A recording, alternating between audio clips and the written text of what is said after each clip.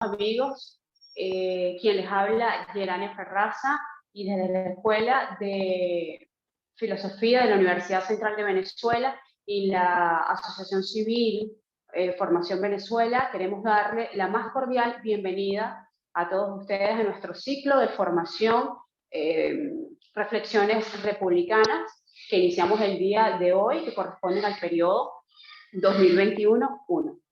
Les recordamos que las reflexiones republicanas son un espacio de encuentro y de análisis teórico sobre el quehacer político.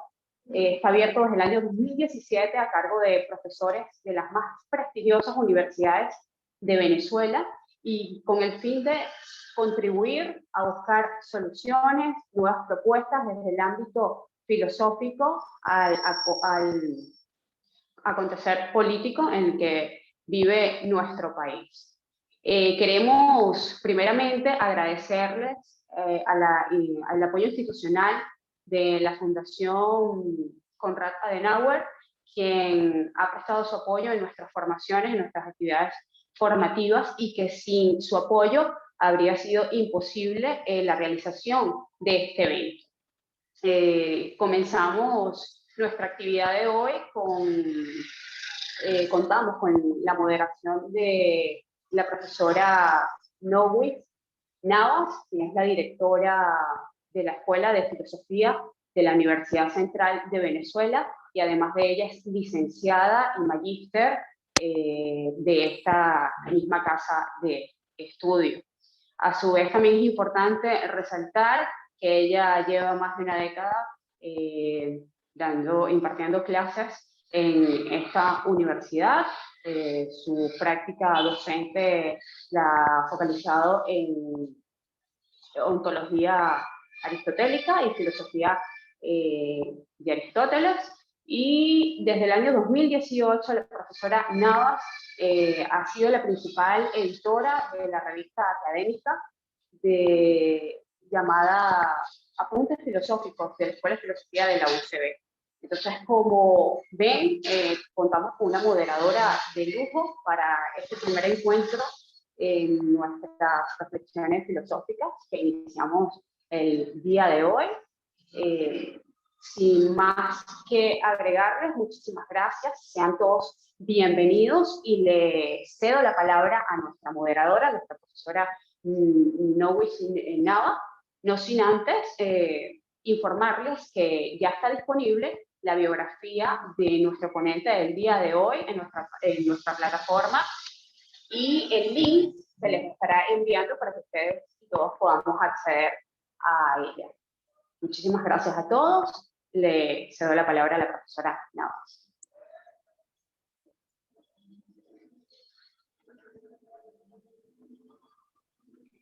Buenas tardes. Es un placer para mí estar en este evento de la Escuela de Filosofía de la Universidad Central. Lo primero, bueno, es reiterar los agradecimientos que la licenciada Yerania acaba de expresar. Por una parte, esta tribuna de nuestra propia escuela, en este momento liderada por el profesor Jorge Machado, que es el espacio de reflexiones republicanas, como espacio de extensión para, digamos, las actividades extramuros y vinculadas con la política y el fomento de los valores democráticos desde nuestra escuela. De la Fundación Konrad Adenauer, el señor Eduardo Velasco, quien con sus gestiones ha hecho posible varias colaboraciones de tipo académico, y a pesar de las dificultades del año pasado logramos concretar algunos eventos con profesores de nuestra universidad. Esperamos seguir contando con el apoyo de la coordinación de proyectos de esta importante fundación defensora de la libertad, la justicia y la solidaridad como valores fundamentales de la democracia. Y por supuesto mi agradecimiento a la doctora Annette Svausberg, representante de la Fundación Konrad Adenauer en Venezuela, bueno, por permitirnos también cimentar desde la Escuela de Filosofía este espacio Extramuros que inauguramos en el año 2017 en un contexto digamos, de expresiones ciudadanas de descontento y que justamente estaban orientados a, bueno, a fortalecer las expresiones de libertad individual y de libertad colectiva, la justicia como valor fundamental de todo Estado democrático y la solidaridad entre particulares y naciones. Bueno, sin más, paso de inmediato digamos, a comentarles un poco la hoja curricular, una síntesis de la hoja curricular de nuestro ponente del día de hoy, que me honra recibir en esta tribuna Reflexiones Republicanas de nuestra Escuela de Filosofía. Se trata del profesor, doctor en Historia, summa cum laude en esa disciplina, el doctor Luis Butó, quien además es magíster en Planificación de Desarrollo, magíster en Comunicación de la Defensa y los Conflictos Armados, con un diplomado en Planificación y Gestión de Recursos para la Defensa, y un profesor titular de la Universidad Simón Bolívar y actualmente coordinador del posgrado de Ciencia Política. El profesor nos acompaña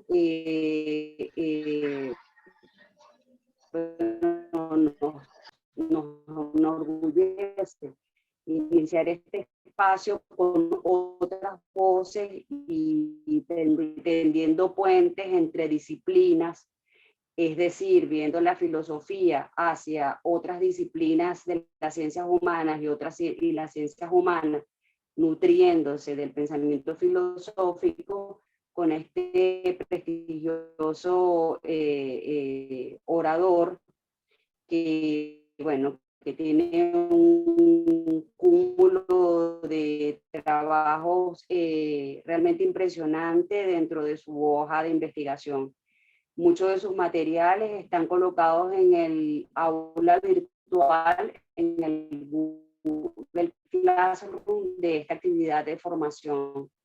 El profesor Luis Butó va a ser nuestro ponente y nuestro orador del día de hoy, y con él damos inicio a este ciclo llamados puentes entre disciplinas y entre todos con un único, que es realmente el fortalecimiento, la preservación y, digamos así, la articulación de los mecanismos democráticos que desde las universidades públicas. Sin más a que hacerles referencia, le doy la palabra al doctor. Puedo moderar de...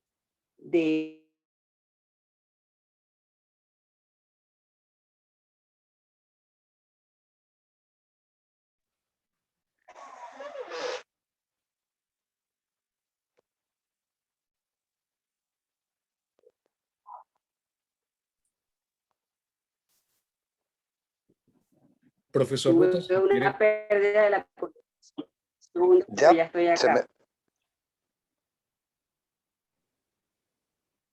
Ya, comenzamos. Porque hubo una pérdida de la conexión. Sí, profesor. Dígame por favor si se escucha y si es así, pues puedo comenzar. Se escucha, profesor, perfecto. Yo le escucho perfectamente, profesor. Gracias, Jorge. Buenas tardes a todos. Gracias a ambas profesoras que han abierto la sala y han hecho la gentil presentación que han hecho de mí. Quiero agradecer, por supuesto, a la Asociación Formación Venezuela, a la Fundación Konrad Adenauer, a la Escuela de Filosofía de la Universidad Central de Venezuela, una de mis almas mater, y por supuesto al amigo Jorge Machado, que en conjunto me han permitido tener el honor de compartir estos minutos con ustedes, para conversar un poco sobre lo que hemos llamado poder e institucionalidad en el proceso político venezolano. Por el momento histórico que estamos viviendo, digo, la humanidad como tal, las características de ese momento histórico de la era que estamos viviendo, hay un fenómeno que pareciera es muy común, y en especial en sociedades donde reina la democracia. porque en sociedades donde no reina la democracia, el asunto opera de otra manera.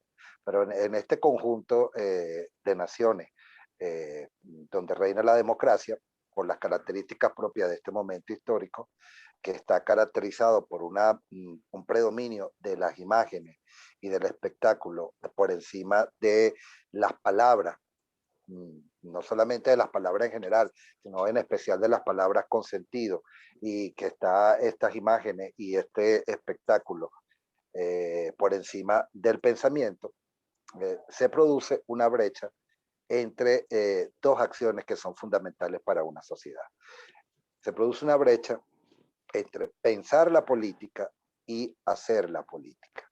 Este es un fenómeno, repito, que yo considero que en cierto modo es un fenómeno global por ese predominio de en nuestra sociedad de el reino de las imágenes por encima de la palabra. Ahora bien, ese fenómeno en algunas latitudes, en otras latitudes, podría no tener, que sí las tiene, por supuesto, tiene consecuencias importantes, pero podría no tener las consecuencias dramáticas que tiene en el caso de Venezuela. Es decir, estamos dentro de ese fenómeno, pero en Venezuela la brecha entre pensar la política y hacer la política es cada día mayor. Cada día se hace una especie de brecha insalvable entre el sector o los sectores que piensan la política y los sectores que en concreto hacen la política. Y esa brecha, la existencia de esa brecha, el agrandamiento de esa brecha trae consecuencias significativas para nuestra realidad. Por supuesto, no las voy a tratar todas, pero sí voy a plantear una que considero de suma importancia. Es la reducción del debate político a una especie de juego discursivo donde prevalece una narrativa sin mayor contenido. Y digo una narrativa sin mayor contenido porque so pena de no recoger la realidad, que quiero decir que es una narrativa sin ningún contenido. Esa brecha entre pensar la política y hacer la política en Venezuela, repito, ha traído como consecuencia que el debate político se haya reducido a ese juego discursivo donde prevalece una narrativa sin mayores contenidos. ¿Cómo podemos identificar que hay una narrativa sin mayores contenidos? Bueno, podemos buscar los indicadores que hay al respecto. Por supuesto, no lo vamos a señalar todos porque sería muy largo, pero vamos a considerar los que a mí me parecen de mayor importancia. En un primer momento, es un discurso donde, por un lado, se produce la cosificación de la otredad. Es decir, en un sector de la política venezolana, el discurso fundamentalmente es cosificar al oponente, descalificar al oponente, pero no descalificarlo en el sentido de que no tiene méritos para oponérsele o que no tiene méritos para suplantarlo en el predominio político, sino que se le anula por completo, se le considera prácticamente fuera de la condición humana a través del uso de epítetos que precisamente niegan esa condición humana, niegan la condición de la ciudadanía. Cuando, por ejemplo, se dice apatria, se le llama apatria a alguien porque tenga una postura política, pues obviamente se le está quitando el piso donde esa persona se asienta, porque no puede haber nadie que no tenga patria. Y precisamente uno de los derechos fundamentales del ser humano es el tener una patria, el tener una nacionalidad. Cuando a alguien se le dice apatria, pues precisamente se le está cosificando, se le está negando esa esencia humana. Entonces, hay un sector de la política que su discurso gira en torno a esa cosificación de la otredad. Y hay otro sector donde hay elementos muy simplistas que, por ejemplo, apuntan a demostrar una supuesta valentía al momento de denunciar la práctica política que se encuentra en el lado contrario. Es esta práctica donde se juega a ser más radical que el otro, se juega a ser más, mm, mm, más opositor que el otro, sin necesidad de estar diciendo nada. Es esa práctica común que tenemos, que escuchamos todo el día, cuando por ejemplo, nos vamos un sector se va a referir al gobierno, pues no existe la palabra gobierno, sino existe la palabra régimen. O sea, un régimen, dando a entender que el régimen es una cosa espantosa, y que además quien lo llame gobierno, pese a que es realmente un gobierno, no es opositor. Es decir, una especie de juego de tratar de ser los Truman Capote del asunto, los niños terribles del asunto, los que más gritan, los que más se oponen, y repito, cuyo eje transversal es precisamente el construido a partir de ese comodín que es el vocablo régimen. También es un discurso que tiene muy poco contenido, una narrativa sí muy poco contenido, porque es una narrativa que está cargada de manera recurrente de profecías que pretendían ser autocumplidas y que resultaron ser profecías autonegadas. Es decir, ese discurso que no dice nada, porque realmente no apunta a describir ni a explicar nada, y que permanentemente señala, por ejemplo, esto es inviable, esto se acabó, esto ya llegó al punto final, esto es insostenible de cualquier manera. Aquí lo que estamos es contando los días. Y además el hecho de que el gobierno haga esto, lo que demuestra es el inmenso miedo que tiene, el terror que le recorre la columna vertebral, y porque sabe que tiene los días contados. Bueno, eso en Venezuela se está escuchando desde 2001, 2002, repito, profecías que pretendían ser autocumplidas y terminaron siendo autonegadas por la realidad. E igualmente, en esa narrativa sin contenido, encontramos discursos que en vez de ser proactivos, son reactivos, es decir, discursos que reaccionan y se producen, se acomodan en función de lo que el sector oficialista hace, sin que realmente eso responda a una estrategia política o que responda a una interpretación acertada de la realidad venezolana. Pongo un ejemplo, lo que ocurrió en 2017. En 2017 comenzaron un conjunto de protestas en Venezuela que estaban, cuyo objetivo, podríamos decir, apuntaban a crear un clima que empujara hacia la realización de elecciones libres. Más allá de cómo nosotros podamos entender eso, a eso era lo que se apuntaba. Y eso fue una decisión de la oposición venezolana. Cuando la oposición venezolana tomó ese camino en 2017, por ningún lado estaba presente la figura de la Asamblea Nacional Constituyente. Luego de un mes, más o menos, de la realización de esas protestas masivas y constantes en la calle venezolana, el gobierno venezolano lanzó la idea de la Asamblea Nacional Constituyente.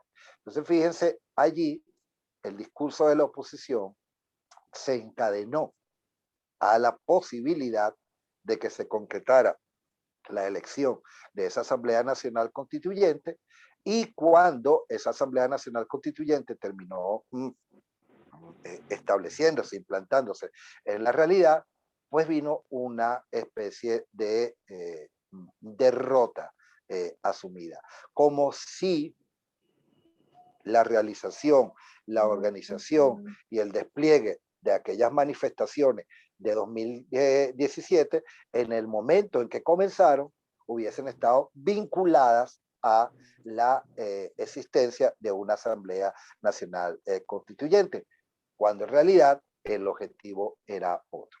Es decir, el gobierno tomó una iniciativa, el gobierno materializó una iniciativa y el discurso de la oposición terminó entrampándose en esa postura reactiva. Es decir, en vez de mantener la línea propositiva que la llevó a tomar una direccionalidad estratégica X, independientemente de que pudiésemos estar de acuerdo o no con esa direccionalidad, se encadenó, se dejó arrastrar por el discurso oficial. En ese sentido, pues es un discurso reactivo y eso vacía de contenido a la narrativa. Igualmente es una narrativa sin contenido porque el sistema político vigente en Venezuela en estos momentos termina siendo clasificado, calificado según el talante y según el gusto personal de quien lo califique. Entonces esto es una especie, no quiero decir de merengada, una especie de batido conceptual, de ensalada conceptual, donde esto puede ser, este sistema político puede ser fascismo por un lado, puede ser totalitarismo, puede, por otro lado, puede ser cualquier cosa, por otro lado, puede ser estado fallido, por un lado, puede ser estado forajido, por otro lado, estado bandolero, por otro lado, es decir, cualquier menú, una especie de calificaciones y definiciones a la carta en función de lo que a cada quien le parezca que deba decirse. Obviamente, narrativa sin contenido. Y esa narrativa sin contenido también se expresa en otro indicador, que es la aceptación de realidades parciales. Es decir, una narrativa que en vez de considerar el elemento integral, porque esto es un proceso integral, donde tú no puedes separar, por ejemplo, lo político de lo económico, tú terminas teniendo narrativas que se centran o se reducen o deciden optar por parcialidades, deciden optar por sectores, es decir, por ejemplo, señalar lo económico diferenciándolo de lo político. Entonces, una narrativa destinada a, por ejemplo, poner elementos sobre la corrección, las enmiendas, las reformas, por ejemplo, al sistema económico y dejando por lado la vinculación que tiene el sector económico, la economía con la realidad política, en tanto que lo que realmente existe en una sociedad es la economía política. Bueno, se decide construir un discurso que apunte nada más a una realidad, como que si el actuar en ese pequeño segmento de la realidad pudiese implicar la transformación de la totalidad. Y también es un discurso que, optando por estas parcialidades, termina poniendo el acento en una terrible individualidad por encima de la colectividad necesaria. Es decir, una especie de desaliento general sobre la sociedad, donde, bueno, se le dice a cada quien reinvéntese, encuéntrese usted mismo, sobreviva usted y bueno, la gente termina apartada del compromiso colectivo que implica el papel en el debate de la es decir, en el debate de lo público, en el debate de lo que trasciende lo privado y que lo estrictamente privado y que por esa razón nos atañe a todos. Producto de ese debate tan simplificado, bueno, nosotros terminamos teniendo una realidad en Venezuela que podría estar y que efectivamente está definida, pero dije podría estar definida porque, entre otras variables, está definida por la existencia de dos institucionalidades. Por supuesto que es una anomalía dentro de una sociedad el hecho de que exista dos institucionalidades, pero bueno, termina en ese clima de narrativa sin contenido, en ese clima de banalización del discurso político, en ese clima de la separación entre el pensar la política y actuar la política, terminamos teniendo en la realidad el funcionamiento la constatación de dos institucionalidades. Una institucionalidad que por un lado es plenamente operativa en función del objetivo de dominación política que persigue, gobierna, manda, se impone, y una, por el otro lado, una institucionalidad que completamente inoperativa, en tanto de el discurso referido a la aceptación foránea a esa institucionalidad, dejando de lado, por supuesto, que esa aceptación foránea no responde propiamente a la propia esencia, a la propia conformación de esa institucionalidad, sino, por ejemplo, a los intereses estratégicos que puedan estar en juego y que llevan a la manifestación de esa aceptación foránea. En medio de esas dos institucionalidades, repito, una inoperativa y otra plenamente operativa en función del objetivo de dominación política que la mueve, está la población atrapada. O sea, más que la población, una parte importantísima de la población, atrapada en dos extremos que en buena medida se cruzan por momentos. Por un lado, la conculcación de las libertades políticas, de las libertades civiles, de las libertades económicas que experimenta la población venezolana y que en este caso uno podría decir es una realidad que pensada, sentida por aquello que podríamos llamar en función del encabezamiento de las cartas de recomendación, que siempre comienzan con una especie de a quien puede interesar.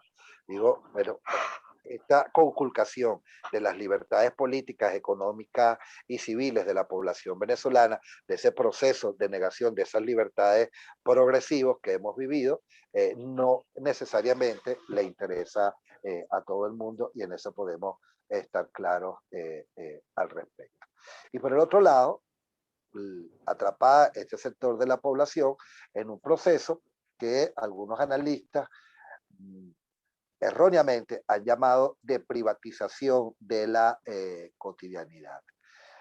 Privatización de la cotidianidad, que dicen, bueno, como el Estado no brinda atención médica, la gente compra su seguro, como el Estado no brinda vigilancia, las urbanizaciones, los edificios comienzan a poner su seguridad, etcétera, etcétera. Es decir, que plantean que es una especie de privatización de la cotidianidad. Y yo señalo de plano que a mí esa calificación me parece completamente errónea. Uno, porque eso es una realidad que siempre se ha dado y que además es normal que se dé en cualquier sociedad, pues la gente que tiene recursos, con los recursos pues decide darse unas condiciones de vida que es su pleno derecho. La gente tiene derecho, sí, a no asistir a un hospital público, independientemente de que ese hospital público sea una maravilla, pues tiene derecho, si tiene los medios, a ir a una clínica privada. Si tiene los medios para hacerlo, pues puede ejercer el derecho de enviar sus hijos a una universidad privada y no enviarlos a una universidad pública. Es decir, la privatización de la cotidianidad en realidad es un hecho, en cierto modo, normal en sociedades como, en sociedades donde priva el capitalismo o incluso el capitalismo, algunas variantes de capitalismo de Estado. Yo no creo que ese sea el proceso que está viviendo buena parte de la sociedad venezolana. No es un proceso de privatización. A mí me parece que un sector de la población venezolana muy importante está atrapado en un proceso de mendicidad creciente. Es decir, no es que se ha privatizado la vida cotidiana, es que en la vida cotidiana buena parte de nuestra población ha tenido que recurrir a la mendicidad. Mendicidad que sea abierta o mendicidad que es soterrada. La mendicidad que puede tener una persona cuando recibe, por ejemplo, la ayuda de otra persona en términos de alimentos, bueno, porque sabe que tiene que recibirlo, porque no tiene los medios para hacerlo. Y eso no implica que lo esté voceando a los cuatro vientos, sino que es una realidad. O una mendicidad que se hace evidente, a través de los medios disponibles para eso. Hoy en día se calcula que 10% de las campañas de GoFundMe a nivel mundial se generan en Venezuela, es decir, son desarrolladas por venezolanos. Y si nosotros vemos el grueso de ese 10%, digo a nivel mundial, es decir, de cada 100 campañas de GoFundMe que se inician todos los días en el mundo, 10 son iniciadas por venezolanos. Y si nosotros vemos las razones de ser de esas campañas, nos damos cuenta que giran fundamentalmente en dos aspectos: solicitud de ayuda para problemas de salud, solicitud de ayuda para alimentación. Es decir, atrapada está la buena parte de nuestra población en ese proceso creciente de mendicidad que ya hoy es más que evidente, y que precisamente por programas como estos de solicitud de ayuda terminan haciéndose visibles a escala planetaria, además de todas las solicitudes que desde nuestro país se han hecho en función de la ayuda humanitaria. Por supuesto, en ese clima yo considero que es necesario darle un sustento, tratar de superar la situación que estoy descrita, y entre los elementos necesarios para superar esa situación está la necesidad de darle sustento al debate político, darle un sustento, no quisiera decir real, quisiera decir más bien completamente valedero, en términos de, primero, comprensión de esa realidad, comprensión de nuestra realidad, y por supuesto inmediatamente de explicación de esa realidad a los sectores que necesitan que esa realidad les sea con profundidad y con acierto explicada. Es decir, retomar el pensamiento de la política para darle sustento a ese debate político y lograr ir cerrando esa brecha. Es decir, acercar el pensamiento de la política a la materialización de la política, acercar el pensar la política al hacer la política. Y en mi opinión,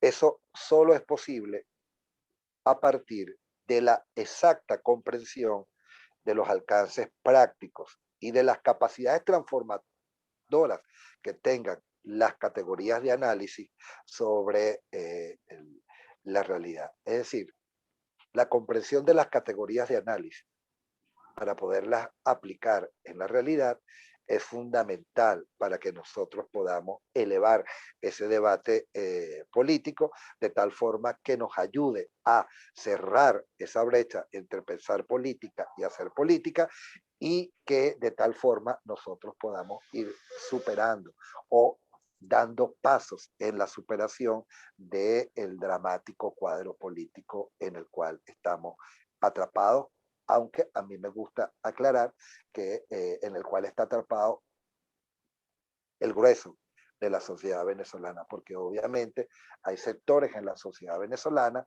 que son usufructuarios y que han encontrado un nicho de bienestar significativo en medio de la realidad política y económica que nosotros vivimos. Entonces, retomar, repito, los alcances prácticos y las capacidades transformadoras que pueden tener las categorías de análisis utilizadas en pensar la política, de tal manera que puedan tener una concreción en la manera de hacer la política. Y por supuesto, una de esas categorías de análisis fundamental es la categoría de análisis poder. O sea, la política es la lucha por el poder. Si no se entiende realmente lo que significa el poder, si no se entiende realmente lo que significa el ejercicio del poder, y si no se entiende realmente lo que significa la búsqueda del poder, difícilmente un cuadro político puede transformarse de manera positiva en términos de construir, por ejemplo, una sociedad democrática. O sea, hay que rescatar categorías de análisis como la de poder. Y en ese sentido, pues, deberíamos entender que el poder es un concepto, en este caso concreto, es un concepto que es relacional y es un concepto que es instrumental. Es un concepto relacional porque expresa la interacción entre quien ejerce el poder y quien siente los efectos del poder.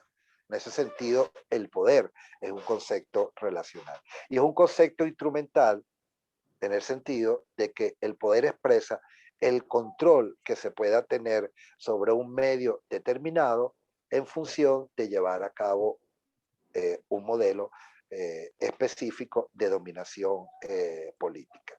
Es decir, el concepto, el poder como concepto relacional establece unas relaciones entre quien lo ejerce y quien sufre los efectos, siente los efectos de ese poder, y como concepto instrumental expresa la posibilidad de que se controle el medio en el cual se ejerce un determinado modelo de dominación política. En función de ello, el poder puede ser de varios tipos y es importante determinar cuál tipo de poder es el que opera en una determinada sociedad. El poder puede ser un poder de tipo distributivo. ¿Qué significa un poder de tipo distributivo? Es un poder suma cero, donde quien lo ejerce toma todo. Uno solo gana y los demás pierden. Es decir, uno solo se impone sobre el resto de la sociedad y termina siendo el único factor dominante, para llamarlo con precisión, un factor hegemónico. Es decir, es una concepción de poder donde el poder no se comparte. En ese sentido, es el poder distributivo. También puede ser un poder, el poder también puede ser extensivo, en el sentido de que es un poder que a quien lo ejerce le da una estabilidad satisfactoria en términos de dominio en grandes extensiones de terreno o sobre grandes cantidades de personas. Es decir, es un poder estable sobre toda una sociedad. No hay focos de esa sociedad en términos poblacionales que efectivamente se enfrenten a ese poder, que efectivamente desafíen a ese poder. Y el poder, entre otros subtipos de la taxonomía con la cual podemos estudiar el poder también puede ser intensivo. Es decir, es un poder que resulta de una estabilidad focalizada, en tanto y cuanto existe un alto grado de cooperación, un alto grado de compenetración y un alto grado de compenetración entre los distintos actores que forman parte de ese entramado de dominación. Es decir, distintos actores, porque pueden tener orígenes diferentes, porque tienen características diferentes, pero que por la propia supervivencia del sistema que implica su supervivencia, subsanan cualquier tipo de diferencias, de desencuentros, de entuertos que puedan surgir entre ellos y se unifican de manera inquebrantable para precisamente mantener el poder, aunque parezca que estoy redundando. Es decir, dentro de esa taxonomía del poder puede haber un poder de carácter distributivo, un poder de carácter extensivo y un poder de carácter intensivo. Si nosotros vemos la realidad venezolana hoy en día, nosotros nos damos cuenta que el poder real que existe en Venezuela es un poder que tiene característica de ser poder distributivo, un poder que tiene característica de ser poder extensivo y es un poder que tiene característica de ser poder intensivo. Y eso le da una le proporciona unos grados significativos de estabilidad. Y aquí quiero hacer una especie, puede enfrentar ciertas convulsiones, puede enfrentar ciertos movimientos sísmicos, puede pasar por algunos vaivenes y se genera en la sociedad una especie de percepción de que el sistema está tambaleándose, de que el sistema está en peligro, y no necesariamente es así. Porque hay momentos históricos donde no existe ningún tipo de antinomia entre la inestabilidad y la inestabilidad de un sistema político. Tanto la estabilidad como la inestabilidad terminan siendo los dos lados de una misma moneda,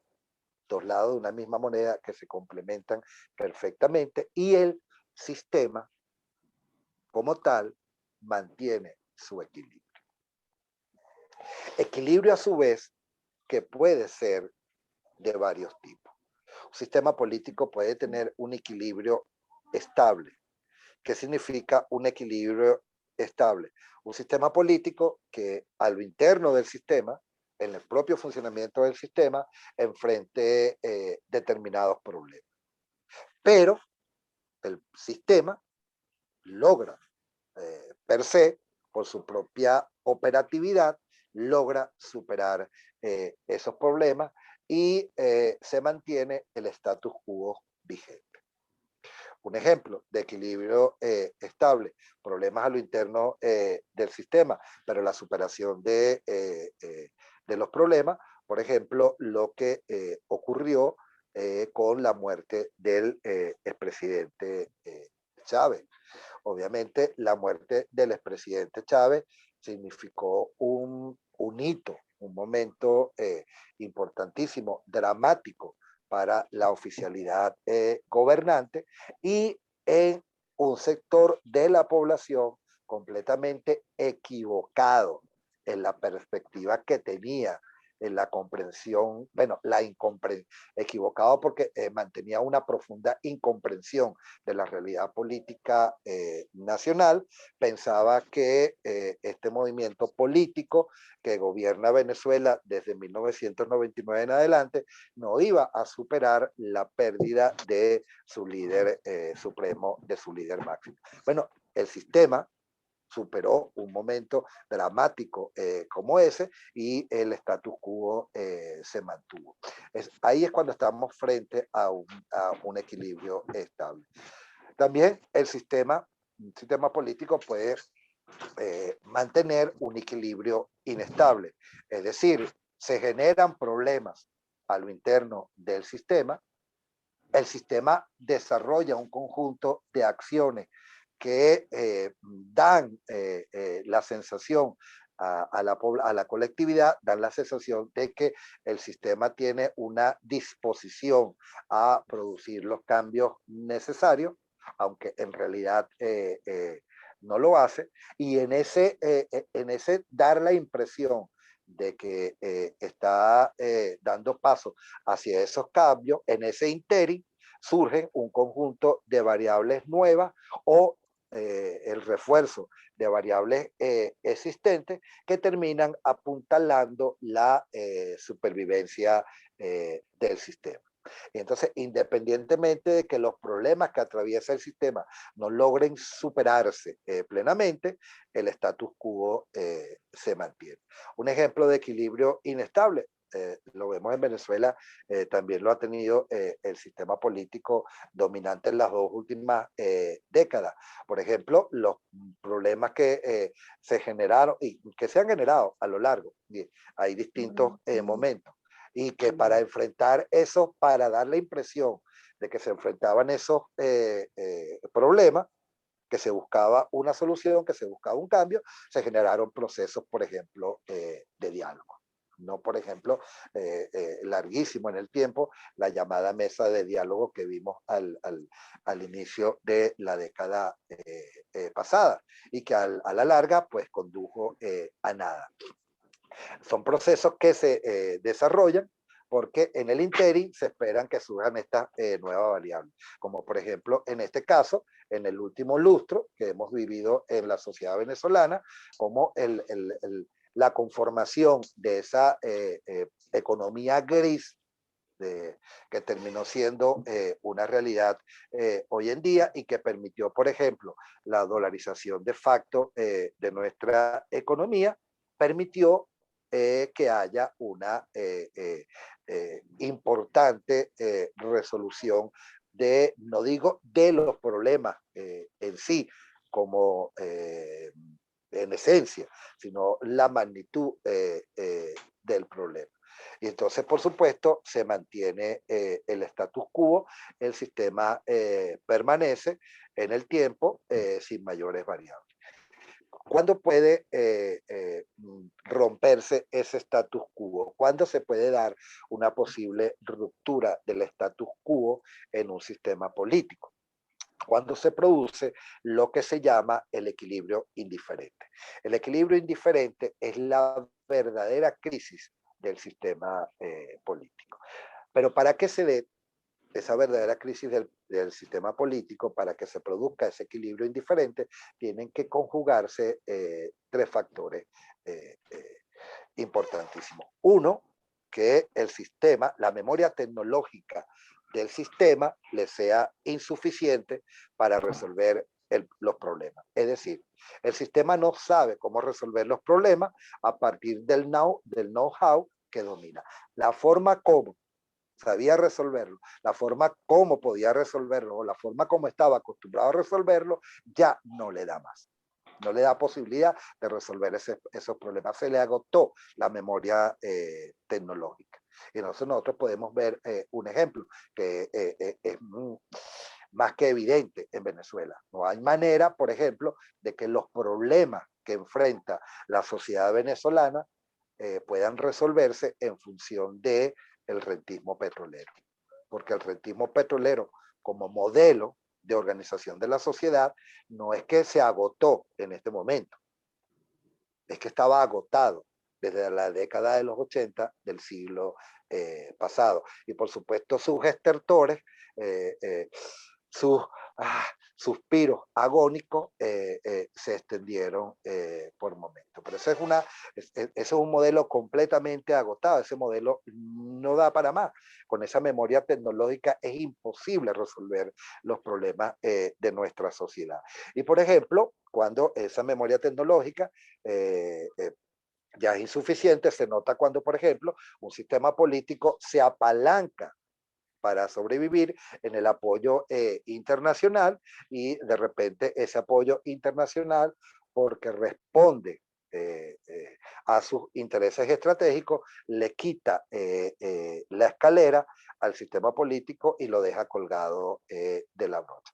Entonces, imaginémonos un cambio en la realidad venezolana, el apoyo de un sistema como por ejemplo al sistema político venezolano, el apoyo de un sistema como por ejemplo el implantado en Cuba hace 60 años, pues obviamente en un reacomodo de las relaciones Estados Unidos-Cuba, que impliquen, ya voy a terminar, que impliquen algún tipo... Muchas preguntas acumuladas.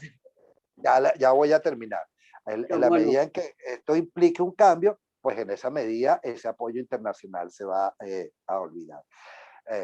Va a cesar. Lo otro es que los actores del sistema sean conscientes de que no tienen futuro. Que se tengan esa sensación de que no tienen futuro, de que el sistema se derrumbó y que tienen que encontrar una salida para su propia sobrevivencia. Y el otro elemento es que precisamente por esa incapacidad de la memoria tecnológica para resolver los problemas y por esa sensación de que los actores que no tienen futuro termine entrando en una espiral de culpar a otros factores a diestra y siniestra, a lo loco, sin encontrar la salida. Bueno, ese equilibrio indiferente puede llevar al cambio del sistema político.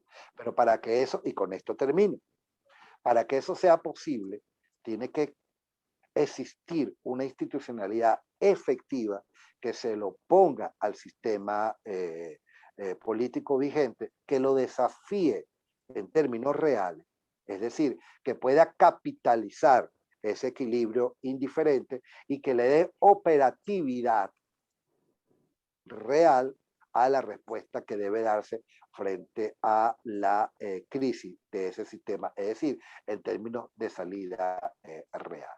Y esa institucionalidad que puede capitalizar ese equilibrio indiferente y que le puede dar operatividad real en términos de cambio de sistema, no son las redes sociales, no son los niños terribles, de los que ya dijimos hace rato, los que gustan hacer escándalo y demostrarse los más radicales entre los radicales, no son las ONG, las organizaciones no gubernamentales, independientemente del papel fundamental que estos organismos ejercen en términos de apoyo a la comunidad, razón por la cual son tan necesarias para el sistema democrático. Esa no es la institucionalidad que puede oponérsele y que puede capitalizar el equilibrio indiferente.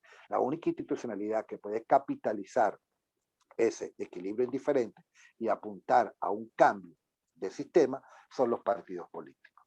Partidos políticos concebidos como tales y no como franquicias políticas. ¿Por qué? Porque para capitalizar ese equilibrio indiferente se necesita, por un lado, capacidad de movilización y por el otro, capacidad de movilización. Y eso, de una sociedad, solamente lo pueden generar, esas capacidades solamente las pueden generar los partidos políticos. Y solamente la pueden generar los partidos políticos porque los partidos políticos, a su vez, son las únicas instituciones que pueden brindar formación ideológica, es decir, transmitir a la población una cosmovisión que la inspire a esa colectividad a participar en el debate de la polis, a ejercer su condición de ciudadanía, a participar en la política. Y esa institucionalidad política, esa institucionalidad que representa partidos políticos, son la única que pueden dar la práctica política. Es decir, es la única institucionalidad que puede enseñar cómo hacer las cosas en términos políticos. Y entonces, en eso estamos nosotros en este momento en el proceso político venezolano. En la tarea irrenunciable de reconstruir, construir, reconstruir, rescatar esa institucionalidad, desechando ilusiones, desechando fantasías, descartando aventuras y teniendo la suficiente templanza. Y aquí sí termino. ¿Qué significa la suficiente templanza? Para poner cable en tierra, para tragar duro, cuando sea necesario tragar duro, porque no siempre va a haber coincidencia entre lo que se debe lograr, lo que se quiere lograr y lo que se puede lograr. El sentido común es el menos común de los sentidos. ¿Y qué nos dice el sentido común? Que la política se mueve en el espacio de lo posible. Y lo posible siempre es progresivo, lo posible nunca es instantáneo.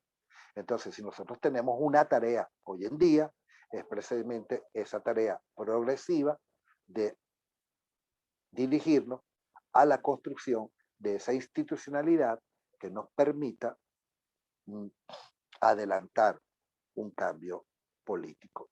Y estoy hablando, por supuesto, de los sectores que creen necesario. Profesor Butó, vamos a darle inicio a la ronda de preguntas. Ya terminé. Perdone que me haya extendido, pero quería redondear la idea. No, muy amable, lo entiendo. Bueno, voy a darle inicio a la ronda de preguntas y hay una que se repite y creo que puede usted sintetizarla brevemente, que es justamente la que se refiere a la taxonomía del poder que formuló. Varias personas preguntan por eso, no solo qué tipo de poder está establecido en Venezuela en este momento, usted lo explicó, pero si por favor pudiera repetirlo, sino también recordar la taxonomía que usted formuló ahora. Esa es la primera. Sí, como no, dije que que por supuesto no voy a, porque es larga y no cabe presentar toda la taxonomía con la cual puede identificarse los tipos de poderes, aunque estoy redundando conceptualmente, porque una taxonomía es la tipología, pero lo que dije es que en Venezuela de esa taxonomía del poder político hay tres subtipos que podemos nosotros comprobar. Uno, el poder distributivo, ese poder que es un poder suma cero, que toma todo, donde un solo sector de la contienda política gana todo y que parte del principio de que el poder jamás debe ser compartido. Un poder extensivo, este poder que se ejerce sobre grandes cantidades de población y que pareciera que es una tontería porque el poder se ejerce sobre un país, no es una tontería porque esto está vinculado al asunto Si me permite. de la legitimidad. Cuando un gobierno no tiene legitimidad, cuando la población manifiesta que ese gobierno manifiesta masivamente su desacuerdo con la existencia de ese gobierno. Profesor, y un poder intensivo porque es profesor, producto de las alianzas de los actores que están allí en ese círculo. Preguntas. Permítame ayudarlo a atender el resto de las preguntas. Esta pregunta es como muy importante, la de los tipos de poder y además el poder ideal para Venezuela. Hay una pregunta que parece ingenua, pero me parece muy importante y dice así: ¿cuál sería el tipo de poder ideal para la prosperidad de una nación? O digamos, ¿a partir de cuáles modelos podría lograrse esa prosperidad en una nación por medio de cualquiera de los tres mencionados? Es una pregunta, digamos, muy amplia, pero creo que es muy interesante esto de la idealidad del poder. Sí, el poder necesario para que una sociedad pueda tener progreso es un poder consensuado, es un poder consexual, de tipo consensual y de tipo compartido. ¿Por qué? Porque una sociedad una sociedad no tiene un solo rostro. Una sociedad, las sociedades son muy complejas. Las sociedades hay la existencia de diversos sectores y por definición esos sectores tienen diversos intereses. Y esos intereses no necesariamente tienen que ser comunes, no necesariamente tienen que ser compartidos. Un trabajador, el interés de un trabajador no es el mismo interés de un empresario. Es decir, tanto el trabajador como el empresario pueden tener el interés de que la empresa permanezca, porque ahí está una fuente de trabajo. Pero el empresario, por supuesto, tiene el interés de capturar la mayor cuota de plusvalía posible y el trabajador tiene la intención de capturar igualmente esa mayor cuota de plusvalía posible. O como en términos marxistas se diría, que no se le arranque esa cuota de plusvalía. Entonces, los sectores de la sociedad tienen pleno derecho a tener intereses distintos. Por eso se habla de los intereses difusos de una nación, es decir, esa necesidad de que haya acuerdos, consensos en la sociedad para que la sociedad pueda prosperar. Y eso se nota en una sociedad, por ejemplo, donde haya la efectividad de un poder como el poder legislativo. ¿Por qué? Porque el poder legislativo, a diferencia del poder judicial o del poder ejecutivo, es el poder que por excelencia, por su propia razón de ser, refleja a todos los sectores de la población. Continuar,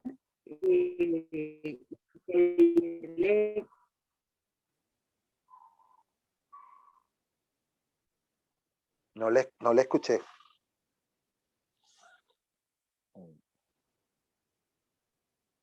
Permítame usted pedirle que sea un poco más sintético para que pueda atender. Tiene muchísimas preguntas, hay mucha inquietud. Que permítame sugerirle que sea un poco más sintético en las respuestas para que pueda atender a numerosas preguntas que formularon en el chat y que creo que son muy interesantes todas. Voy a tratar de unir varias de ellas. Ahora, hay una pregunta que tiene como con temas de teoría, justamente una que tiene que ver con la pregunta, el contenido podría ser un gracias. Luego otra, digamos, que tiene más que ver con el realismo político. No entendí nada, no entendí esa ¿Cómo pregunta. sería? O sea, en el caso hipotético, o sea, el está de acuerdo con el movimiento del no winner state. Y luego hay otra pregunta que tiene que ver con,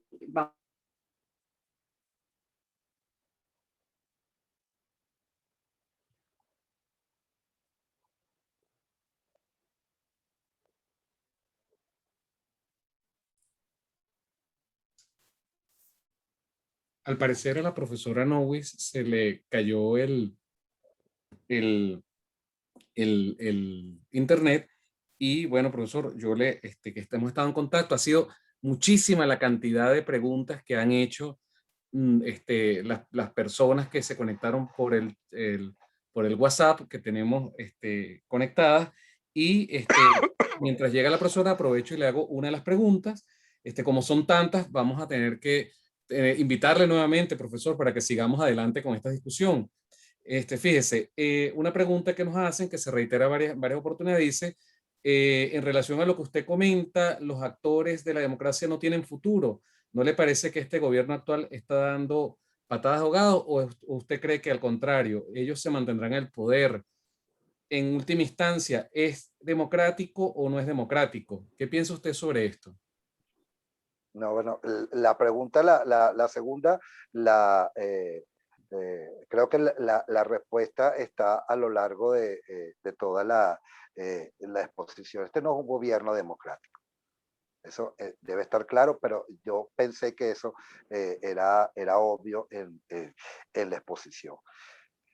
Para que haya un cambio de sistema político en Venezuela, repito, hay que pasar del equilibrio estable o del equilibrio inestable a el equilibrio indiferente. Solamente cuando estemos en presencia de ese equilibrio inestable, de ese equilibrio indiferente, hay posibilidad de que se rompa el status quo. Por supuesto, tiene que haber con condiciones para que eso pueda darse, es decir, para que pueda capitalizarse ese equilibrio indiferente. Y esto no es una cuestión de deseo, no es una cuestión de voluntad, es una cuestión de poner los pies sobre la tierra y entender que los cambios políticos, a veces, lamentablemente, no coinciden en temporalidad con la temporalidad humana. Es decir, vamos a estar claros, 1917, 1991.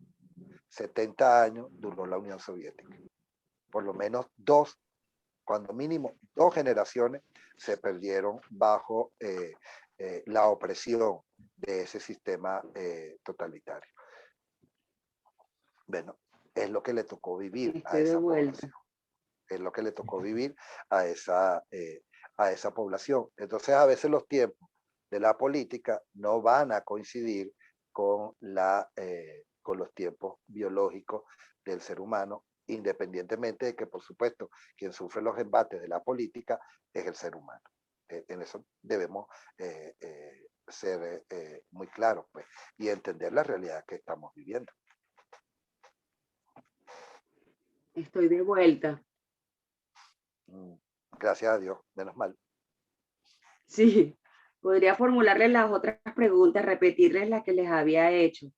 Una tiene que ver con teoría política y dice, la narrativa sin contenido podría ser un rasgo estructural de nuestra idiosincrasia.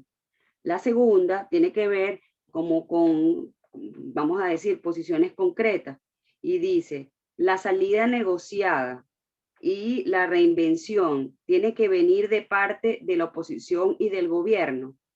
Y otra tercera pregunta dice lo siguiente: buenas tardes, profesor Butó. Desde la perspectiva que usted indica, el poder no se concentra solo en el Ejecutivo, sino que permea Entonces se puede decir que el verdadero dispositivo de poder de este gobierno yace en el discurso, un discurso preparado desde el miedo y sostenido en la psique del venezolano. Bueno, como debo responder en concreto y muy cortito, obviamente el discurso es parte de la estrategia de dominación política. Eso está claro y además ha dado resultados perfectos. La primera pregunta, no es una condición de la sociedad venezolana. Repito, lo aclaré al principio. Es producto de la realidad mundial que estamos viviendo, donde se ha dado esa separación entre teoría de pensar la política y hacer la política, por un predominio de las imágenes más que del pensamiento. ¿Y por qué digo esto? Porque en otros momentos históricos en Venezuela, el pensar la política estaba muy cerca de hacer la política. Y precisamente esa cercanía entre pensar la política y hacer la política fue lo que permitió que una generación como la del 28, 40 años después, tuviera el éxito de construir el sistema político que mayor cuota de prosperidad le ha dado a nuestra sociedad a lo largo de toda nuestra historia republicana, como lo fue el periodo de la democracia liberal representativa. Esa gente que hizo país en ese momento también pensó país. Entonces no es una condición propia de la idiosincrasia o del gentilicio venezolano. Es una realidad que es particular. Justamente tiene otra pregunta en relación a la brecha que usted señala entre política pensada y política real. Dice de esta manera: saludos, profesor Butó. Interesante el concepto de brecha entre política pensada y política desplegada, aunque quizá esa enumeración podría caer en la categoría de diagnosticadores desde su propio sesgo académico. En específico, usted calificó de errónea la visión del país que se ha ido privatizando, pero creo que lo aborda de una manera muy específica. Cuando se habla de privatizar el país, se hace desde un dato verificable: la casi desaparición del Estado. Venezuela se ha reducido en términos de PIB en un 75%, algo no visto en el continente en 50 años. El Estado, aunque tiene poder político, represor y censor, no tiene cómo impactar a la economía y, por lo tanto, entregar bienestar a los ciudadanos. Se ha iniciado una cesión de sus actividades claves: salud, educación, servicios públicos básicos, etc. Es una cesión de lo público a lo privado ante la disminución de la capacidad instalada en el país. ¿Podría usted ahondar en este tema? Sí, cómo no. La pregunta es larga, pero la respuesta debe ser corta. Eso no implica que el gobierno pierda poder. ¿Quién decide el destino del país hoy en día? ¿Ese Estado que se ha venido desmoronando o el Estado que no se había desmoronado? Ese Estado en esas condiciones decide nuestro destino y lo está decidiendo. Entonces, una cosa no tiene nada que ver con la otra. Eso no implica que el Estado pierda poder. Al contrario, porque si se aumentan los mecanismos de represión, ese poder se está ejerciendo en términos cualitativos, con una mayor intensidad. No le veo no veo la relación. Porque ahí también se comete un error. Se comete un error en el sentido de que, por ejemplo, por una crisis económica, un gobierno o un Estado pierda capacidad de maniobra. Y eso termine, por ejemplo, en que se trastoque la estabilidad y la subsistencia de ese gobierno o de ese Estado. Más concretamente de ese gobierno. Eso ocurre en los gobiernos democráticos. Eso no ocurre en los gobiernos autoritarios. Las crisis económicas no acaban, no necesariamente. conllevan al derrumbe de un sistema autoritario. Pueden llevar al derrumbe de un gobierno democrático que por definición legal está sometido a la alternancia y viene otro gobierno. Eso no ocurre en el sistema autoritario. La demostración de eso palpable en la historia. ¿Cuánto han durado los gobiernos autoritarios o los gobiernos totalitarios en la historia de la humanidad? ¿Y han sido exitosos económicamente? No. Cierto. Lo único que han generado es miseria. ¿Tiene Cuando la otra Unión Soviética pregunta? se derrumbó, pero déjeme terminar esta idea, profesora, por favor. Cuando la Unión Sí, cómo Soviética no. se derrumbó, el país que había puesto el primer hombre, el primer animal, la perra laica, el primer satélite, el Sputnik, el primer hombre en el espacio, y Gagarin, Tereskova, la primera mujer en el espacio. El país que había hecho eso, cuando se derrumbó la Unión Soviética, el mundo supo que era un país subdesarrollado, es decir, un país que no tenía industria, un país que lo único de lo cual vive es de la materia prima como el petróleo, el gas y la madera. Esa es la realidad de un sistema totalitario y un sistema autoritario. Las crisis económicas no implican su derrumbe. En relación a esto del, digamos, del término o no de un gobierno, hay una pregunta que creo que viene al caso. Dice, en el caso hipotético de una salida negociada, ¿el doctor Guteau está de acuerdo con el planteamiento de no winner takes all de George Soros? Es que, mira, para la negociación que implica, la negociación implica, uno no negocia con la almohada. Uno lo que hace es mentirle a la almohada. Uno no negocia con la almohada. Uno negocia con otro. No negocia con la otredad. Entonces, para que se dé una negociación, lo primero es que hay que entender que hay una otredad. ¿Y quién puede negar que en la sociedad venezolana, en la acera en la cual estemos parados, en la acera que está al frente, hay una otredad? O sea, en algún momento, otra cosa es la forma como se llega a la negociación, las condiciones en las cuales cada quien llega a la negociación, la estrategia con que se lleva esa negociación, etcétera, etcétera. Eso es otra cosa. Pero la negociación es producto de que existe una realidad. ¿Cuál es esa realidad? La otredad. Y obviamente, salvo que tú decidas borrar al otro, y eso es imposible e inaceptable, humana y conceptualmente, por el hecho de existir el otro, tú tienes que negociar. Repito, las condiciones en que eso se vaya a dar, el resultado, la estrategia, eso es otra cosa. Pero lo primero que tú tienes que hacer es reconocer a la otredad, porque la otredad per se existe. Es así. Quizás entonces usted estaría de acuerdo con esta otra pregunta que le formulan. ¿Podría decirse que el llamado a la reinvención viene tanto de parte del gobierno como de la oposición?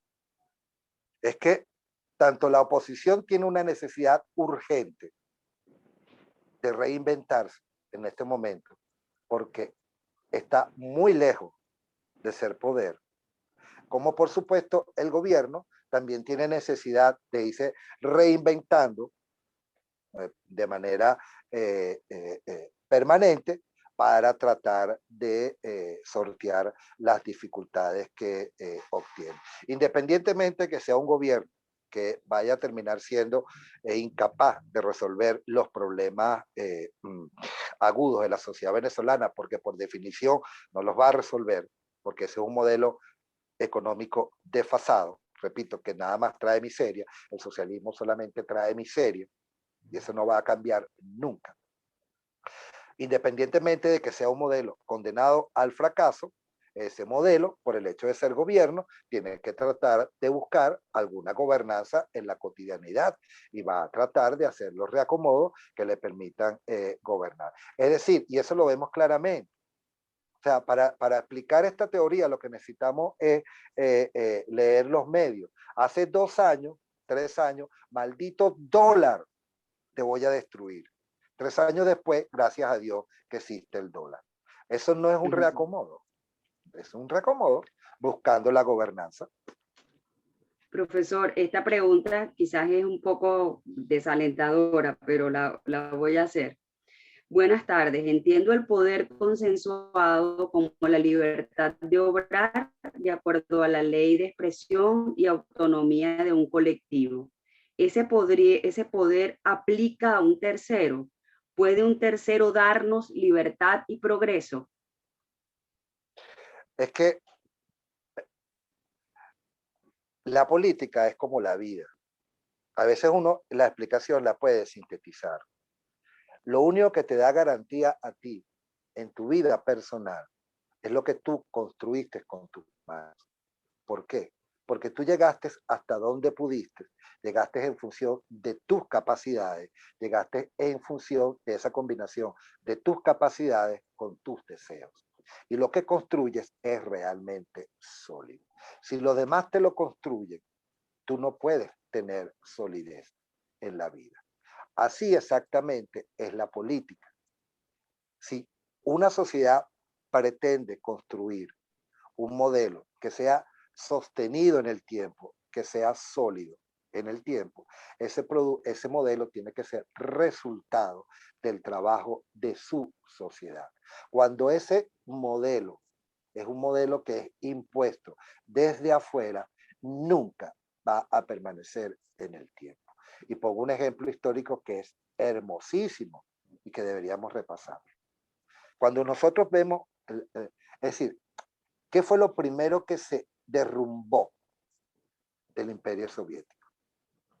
Lo primero que se derrumbó en el Imperio Soviético fueron los países como Checoslovaquia, Hungría, Alemania. ¿Pero por qué? Porque en esos países no se instauró el socialismo producto de un proceso interno. El socialismo llegó a esos países producto del botín de guerra de la Unión Soviética porque fue una de las dos grandes potencias ganadoras de la Segunda Guerra Mundial. Los tipos colocaron su bandera, la bandera de la hoja y el martillo, sobre la cúpula del Reichstag y reclamaron su botín de guerra. Polonia, Hungría, Checoslovaquia, etcétera, fueron los países. Es decir, el socialismo no fue un producto interno, el socialismo fue impuesto. Precisamente allí es donde se inició el derrumbe del socialismo, porque esos procesos internos, esos modelos políticos impuestos desde afuera, no se sostienen en el tiempo porque no son producto del trabajo de su gente. Y eso tenemos que entenderlo en términos de si queremos construir un modelo que pueda ser duradero en el tiempo. Es decir, un modelo que podamos transmitir generacionalmente. Si pensamos con grandeza humana, porque no debemos pensar en función de nuestra cronología. Yo debo pensar en función de mis hijas. Yo debo pensar en función de mis nietos. Mi vida no tiene sentido, porque yo no me puedo realizar en mí mismo. Eso es un absurdo. La trascendencia es lo que tenemos que pensar y tenemos que buscar la construcción de un sistema que precisamente pueda tener esa temporalidad duradera. Y eso solamente es posible producto de nuestro esfuerzo, es decir, Yo de estoy de nuestros acuerdo. logros hasta donde lleguemos. Estoy de acuerdo. La gran pregunta es, ¿qué tipo de demos queremos ser? Una última reflexión, profesor. Alguien le formula le pregunta sobre las condiciones de la pandemia. La pandemia también ha sido una estrategia del poder. ¿Servirá para que se tambalee el factor de poder acá en Venezuela? Bueno, eso puede tener dos lecturas. ¿Por qué? Porque la primera tiene que ver con la crisis económica. Bueno, la región del mundo que va a ser más castigada por los resultados, los efectos negativos en términos económicos por la pandemia va a ser América Latina. Y de esa región, el país que va a ser más castigado va a ser Venezuela por su propia condición. En eso estamos claros. Pero eso no implica que el gobierno no pueda capear el temporal. Eso está por verse. Lo que sí es verdad es que la pandemia también trajo, por razones obvias, confinamiento social, el temor, que no es que necesario que sea impuesto, sino que es un temor que todos sentimos de manera natural, obviamente implica una desmovilización. Y si en un clima de desmovilización es prácticamente imposible que tú puedas adelantar aquellas tareas que de una u otra manera empujen hacia la posibilidad de un cambio político. Repito, pero es que no necesariamente que el gobierno necesitaba infundir ese temor, es que ese temor es una realidad en el mundo, pues. El mundo está de rodillas, vamos a estar claros. Sí, pero aquí ha sido un modo de suprimir la oposición. Obviamente, obviamente, ha servido para eso, ha desmovilizado por completo, ha desmovilizado por completo, Sí. en eso estamos completamente de acuerdo. Profesor Butó, le vuelven a insistir sobre el tema de la negociación. No sé si usted quiere aclarar. Pero ¿en qué sentido insisten en la negociación? Llegar a una negociación, ciertamente uno de los sujetos que habría que involucrar es el sector castrense por el control que ejercen. ¿Qué consideraciones cree que debería tener la oposición frente a una negociación? Cuando la negociación no es mala per se y no es buena per se. Es como las realidades históricas. La historia no es lo que lo que a uno le gustaría que fuera. La historia es lo que es. ¿Y qué nos dice la historia? Y eso no va a cambiar. En todo proceso de cambio político, de manera soterrada, de manera abierta, con mayor intensidad, con menor intensidad, como sea, se producen procesos de negociación, porque hay sectores enfrentados.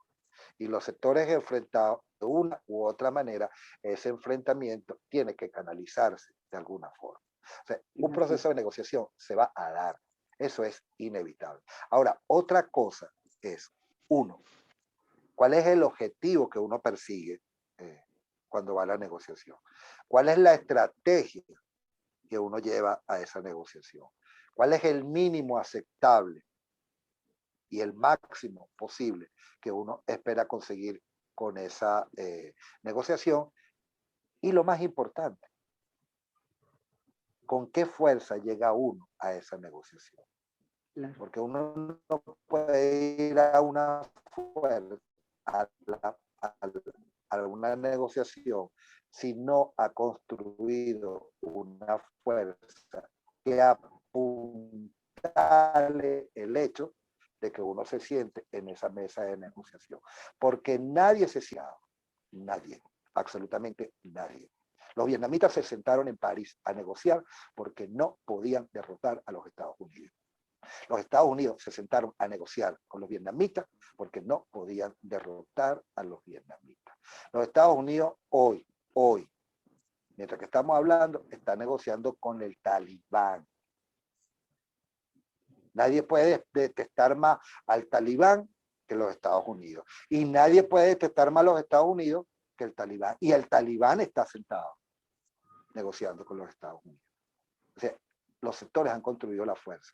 Entonces, primero, construir la fuerza para leer la negociación y tener claro, repito, estrategia, objetivo y los mínimos y máximos posibles que se pueden lograr con esa negociación. Profesor, con esta pregunta creo que cerramos ya la ronda de preguntas que le han dejado aquí en el chat. Y es quizás que describa el horizonte próximo de Venezuela. El horizonte próximo de Venezuela es aquel horizonte que nosotros construyamos con nuestro esfuerzo. Venezuela va a ser lo que nosotros, al final de cuentas, decidamos que sea. Pero eso que sea, tiene que ser producto del trabajo. Si nosotros no hacemos la tarea, el país no va a cambiar. El sector que es gobierno hoy en día hizo su tarea. Por décadas operó. Yo no estoy diciendo que haya operado en términos positivos, que no fuera malévola su operación. Esa es otra discusión. Pero conscientemente, porque tenía vocación de poder, operó para llegar a donde tiene que llegar. E hizo a lo largo del tiempo la tarea que tenía que hacer para ser gobierno. Exactamente lo mismo que hizo la generación del 28 del siglo pasado, que durante 40 años estuvieron trabajando sin descanso para construir el sistema que operaba, entonces, que esperaban. Entonces, Venezuela va a ser lo que nosotros que deseemos que sea, si nosotros decidimos hacer la tarea que no va a dar resultado de la noche a la mañana, tarea en la cual a muchos de nosotros se nos va a ir la vida, no en términos dramáticos, sino en términos biológicos, pero que además no tiene ninguna importancia, porque yo no sé, a lo mejor estoy equivocado, a lo mejor soy un tonto, pero bueno, a mí me gusta ser tonto. No hay nada, yo sé que no voy a ver el cambio Hay que ser espero en mi sociedad, profesor. pero voy a estar satisfecho de que hice Tenemos que ser soñadores, idealistas y creer que es posible. Claro que va a así. ser posible. Es como un juego de fútbol. Pero no necesariamente nosotros. Cada quien tiene que jugar su posición y jugarla bien. Bueno, profesor, ha sido un placer. Y entender que la política bueno, se pierde lo tengamos para de nuevo ganar. en otra oportunidad. Se pierde, claro, desde luego, pero hay que jugar y jugar bien, aunque se pierda. Hay que jugar. Claro. Le vamos a dar hay que jugar. Le voy a dar la palabra ahora para que cierre nuestro evento de reflexiones republicanas, este espacio extramuro de la Escuela de Filosofía, nacido en el 2017, a la señora Annette S. Bauer de la Fundación Konrad Adenauer, que, bueno, que nos ha apoyado a la Escuela de Filosofía y a la organización Formación Venezuela en estos ejercicios ciudadanos. Profesora, por favor. Bueno, muchas gracias, profesora Navas. Muchas gracias por la moderación y por ordenar nuestros pensamientos y las muchas preguntas que surgieron. Creo que fue un evento muy, muy interesante. Muchas gracias al profesor Butó por compartir sus pensamientos. Bueno, hay tantos puntos que creo que a todos nos llamaron la atención. A mí me llamó un aspecto mucho la atención, esto de la parcialización, que hay muchos sectores y cada sector va por sus intereses, está viendo su parte de la historia, pero sí creo que a veces hay que construir también una visión general. Y bueno, creo que fue una muy buena frase para terminar del mismo profesor Butó, que al final, bueno, aquí en Venezuela los venezolanos tienen que construir su horizonte y hay que trabajar en eso. Y bueno, creo que justamente todos estuvimos participando justamente por eso aquí en este evento. Muchas gracias a la Escuela de Filosofía de la UCB y a la Asociación Formación Venezuela, al profesor Machado, por la invitación, por habernos convocado. Y bueno, hay mucho que hablar, mucho que discutir y definitivamente hay que seguir haciendo y creando estos espacios de debate y reflexión. Así que muchas gracias a todos por participar y feliz noche y hasta otro evento. Muchas gracias. Muchas gracias a usted, profesora. Y sí, se trata de llegar a ser el tipo de personas que queremos ser. De eso se trata siempre cuando se trata de la moral. Bueno, yo creo que de esta manera, no sé si el profesor Machado tendrá alguna intervención previa, se termina también nuestro foro. Yo solo quisiera dejar una pregunta en el aire que creo que es la pregunta que todos debemos hacernos siempre, que es ¿quién es el demos? ¿Y qué tipo de demos queremos ser? O sea, ¿quién es el pueblo? ¿Qué es el pueblo? Esa es la gran pregunta en democracia y siempre. Y cuál es el tipo de demos que queremos ser. No es el que podemos describir como lo hace el profesor Butó cuando empezó su conferencia y hacía un panorama descriptivo de la realidad venezolana. Ni tampoco es el ideal, es decir, el que tiene las mejores condiciones para ejercer su experiencia democrática, sino el que podemos ser.